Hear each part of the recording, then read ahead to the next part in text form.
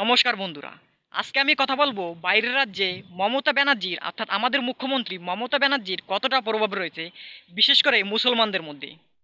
আমাদের সবারই জানা আছে যে পশ্চিমবঙ্গের সমস্ত মুসলমানরাই কিন্তু মমতা ব্যানার্জিকে খুবই ভালোবাসে। কিন্তু বাইরের রাজ্যে মুসলমানরা কি আসলে কি মমতা ব্যানার্জিকে ভালোবাসে নাকি ভালোবাসে না, সেই বিষয়ে কিন্তু আজকে আমি কথা বলবো। পশ্চিমবঙ্গে কমসে কম 40% মুসলমান বসবাস করে। এই সমস্ত অংশটাই কিন্তু মমতা ব্যানার্জিকে ভোট দেয়, আর যার কারণে মমতা ব্যানার্জি বহুত সংখ্যাগরিষ্ঠতা লাভ করে প্রচুর সিট নিয়ে কিন্তু প্রতি বছরই মুখ্যমন্ত্রী হয়, প্রতি 5 বছর পর পর মুখ্যমন্ত্রী হয়। এর থেকে আমরা এটা বুঝতে পারি যে পশ্চিমবঙ্গের মুসলমানরা মমতা ব্যানার্জিকে খুবই ভালোবাসে। কিন্তু বাইরের রাজ্যের যে মুসলমান, তারা কি আসলে ভালোবাসে?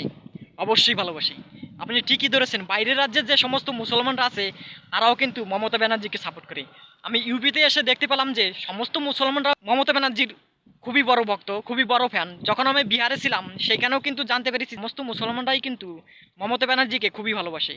মমতা ব্যানার্জিকে তারা মুখ্যমন্ত্রী নয়, প্রধানমন্ত্রী হিসেবে দেখতে চায়।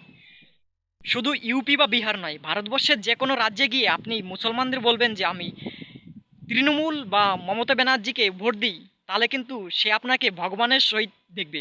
ভগবান, এরা কিন্তু মোদিকে অতটা ভালোবাসে না বা ভালোবাসেই না। এরা কিন্তু মোদির পতন চায়।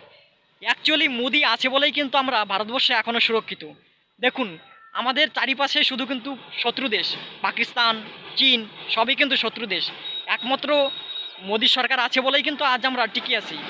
রাহুল গান্ধী বা যে কোনো সরকারই আসুক না কেন, সে কিন্তু ভারতবর্ষ কখনো চালাতে পারবে না।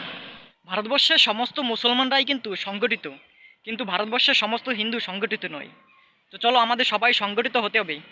তবে মোদি বিরোধী নয়, মোদিকে অবশ্যই সাপোর্ট করতে হবে। তবে আজকের মতো বিদায় নিচ্ছি, দেখা হবে কিন্তু নতুন কোনো ভিডিওতে।